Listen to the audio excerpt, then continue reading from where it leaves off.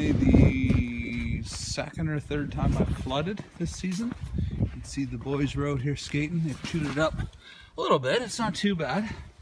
That I'm not concerned about. The sun would get on this ice and fix that. Absolutely no problem. In probably a morning or an afternoon of sunlight. I'm going to be using this flooding wand. We've got holes drilled in the bottom. Run down here with a valve and all the way back to the house. And this is a half of a Zamboni cloth I got from one of our local arenas. It's all wore out for them, so they gave it to me for free. Some of what I'm actually wanting to fix is there's, I guess, 2 freezing rain events ago, so only 7 days ago, a lot of snow fell right after, so we got all these little marks and holes right in the ice because of the slush, just on about 1/3 of the rink. But I want to fill those in, that way they don't toe pick in them. They're not too deep, but there's also some rough spots here on the edges where some of the snow settled on the edges from this last rain event. And the snow soaks up the water from the edge. I mean, it's freezing now, but earlier today some of that water settled in there, so I'm gonna give her a flood and she'll be nice and smooth for tomorrow.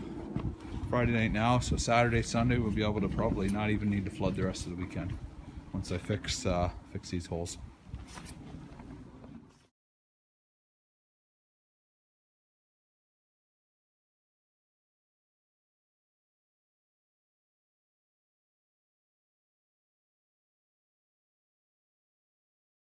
So that's the end of the flood.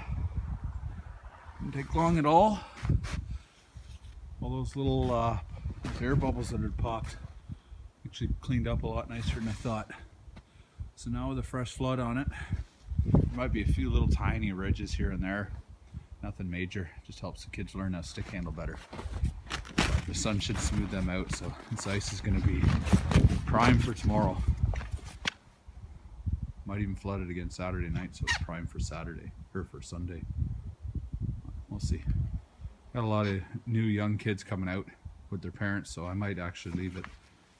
So the key to getting it nice and smooth with cold water, a lot of people swear by hot water because it melts the snow, and I don't have any hot water outside. So I just sweep it, completely sweep all the snow off, get everything off, and then when I flood it with cold water, all I'm doing is flooding it on top of ice, and it just leaves a really nice surface.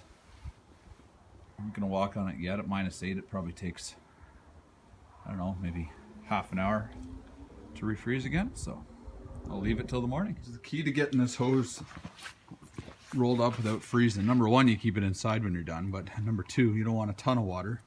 So I just run mine to the end of the driveway and let it drain out.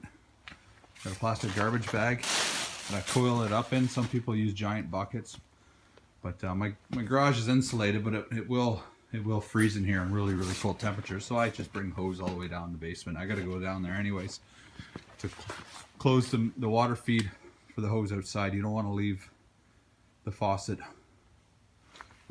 with live water in it because that cold air will travel from outside in, and when the water inside that faucet freezes, it expands and splits your pipe, and you end up running your hose faucet outside where it's freezing or flooding your basement. So there's the main shut-off valve for the outside faucet. Go and close it, and then that runs all the way outside.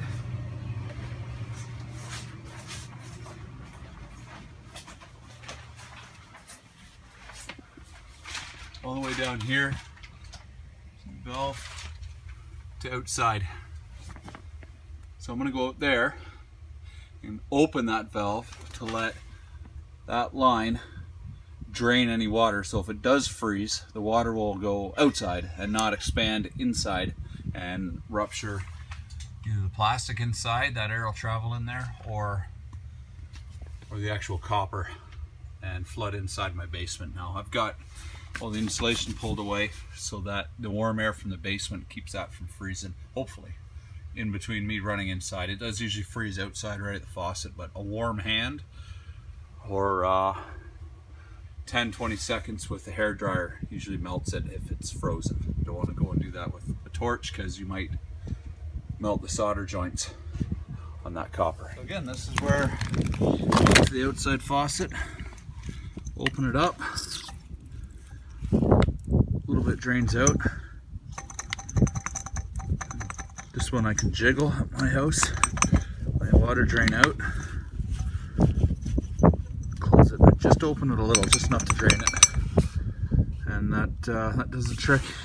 Usually there's an icicle on here, but you need to wrap your hand around it, warm it up, and it'll start running again when you're ready to start flooding next time. Or you just run a hairdryer directly on this and it all of a sudden starts squirting water. You close it, hook up your hose, and start flooding, and then reverse the process, shutting everything off and shutting it off in the house and opening it back up again. Good success with that. I haven't burst any pipes yet, so that's the way I do it every time.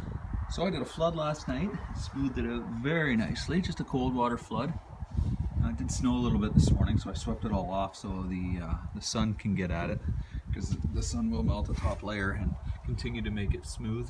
There's a few little bumps and they should get worked out by the sun. So boys are going out to some more hockey this afternoon for their hockey team, and then they'll be coming back tonight to play on it. So they'll have a nice, fresh, smooth surface. None of those air bubbles are there anymore. They all got filled in by the flood. Hope you enjoyed the video. Hope you learned a few things about flooding your ice surface. A lot of your problems can be solved by just keeping it clean. Shovel, and if you have time, sweep, sweep, sweep. Keep it as clean as possible. As soon as it rains or ice storms or anything, get it off. It's a lot of work. It's heavy lifting, but it a lot less pain and suffering later.